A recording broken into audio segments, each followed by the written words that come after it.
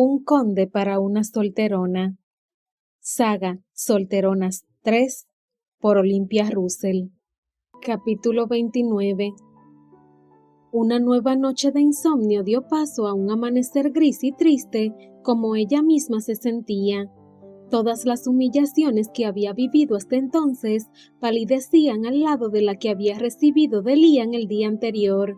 Después de su marcha intempestiva, no lo había vuelto a ver. Creía que no había vuelto al palacio para cenar, pero tampoco había querido comprobarlo. Se había retirado a sus habitaciones aduciendo dolor de cabeza y no había vuelto a salir. Rose la había atendido con el mismo cuidado y miradas de preocupación de siempre y había podido, al menos, lamer sus heridas en soledad. Pero no podía seguir escondiéndose. Aquella mañana tenía que enfrentarse a Liam y reconocer, porque no quedaba ni una duda, que él había ganado la última batalla. Una batalla que quizá era la definitiva. Bajó después de acicalarse un poco, pero dándose cuenta de que sus ojeras mostraban la terrible noche que había pasado. No le importó mucho, había decidido ser clara con él. Aquel día ya hacía frío, así que Rose había dispuesto la mesa del desayuno en el comedor, aunque en la zona más amplia de la cristalera, de forma que las vistas al jardín seguían siendo fantásticas.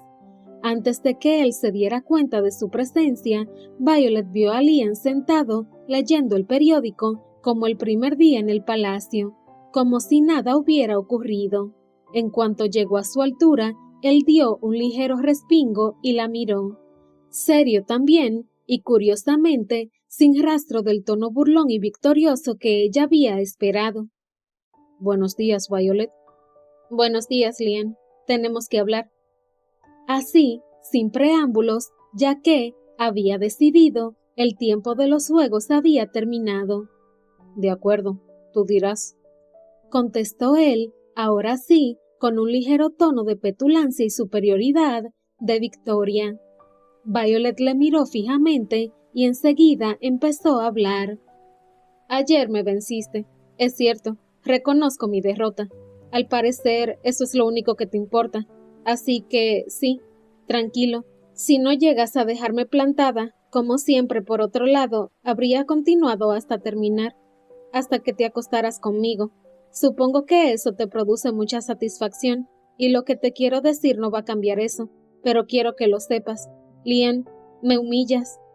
Liam le estaba escuchando con atención, serio también, pero no dijo nada cuando Violet dejó de hablar por un momento, así que ella continuó.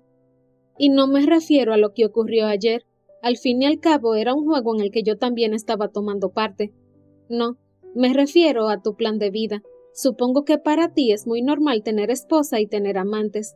Doy por hecho que eso ocurre con la mayor parte de las parejas de nuestro entorno social, como tú me dijiste, pero dudo de que el planteamiento sea igual al que tú me hiciste.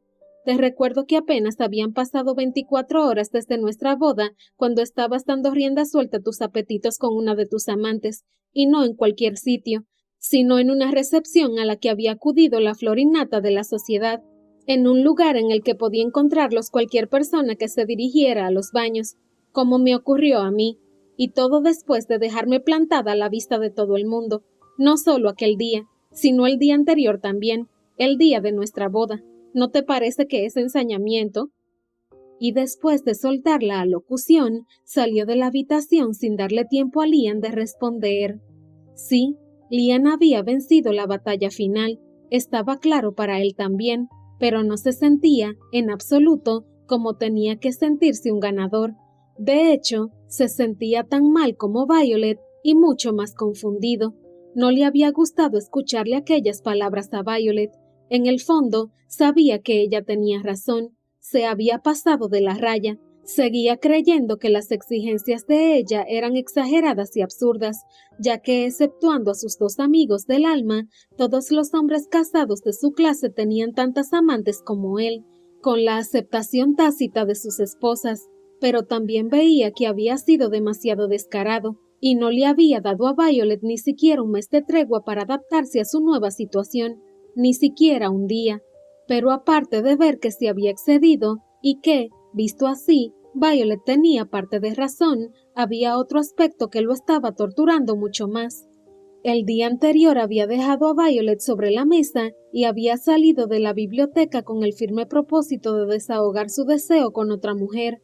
Tal y como le había dicho a Violet, había llegado a la zona del establo donde estaba su caballo con la misma decisión, pero una vez allí, esa decisión desapareció del todo.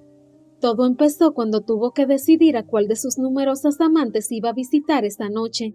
Empezó a hacer un repaso mental de cada una de ellas y cada vez que una aparecía en su mente, la descartaba.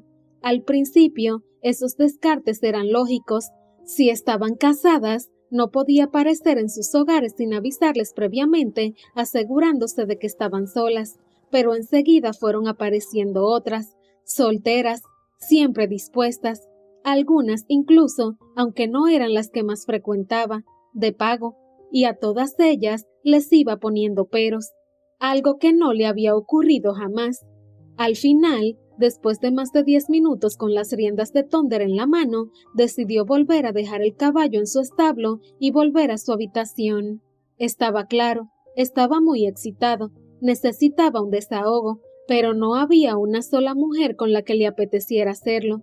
Bueno, en realidad sí había una, la mujer que se le aparecía en la mente cada vez que descartaba otra, Violet.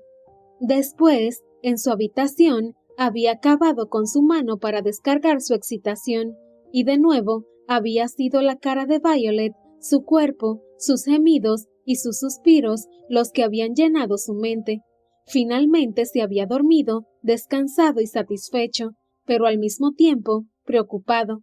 Se había despertado con la misma preocupación. Lo que le estaba ocurriendo no era normal. Violet había puesto toda su vida patas arriba, pero lo peor es que lo había hecho sin hacer ruido, sin que aparentemente cambiara nada. Lo peor era que lo que había cambiado era él y la forma en la que se había relacionado con las mujeres hasta entonces. Y aquello no podía ocurrir. Se negaba, así que tomó la decisión de hablar con ella como había hecho ella con él, sin juegos y sin rodeos, con hechos por delante.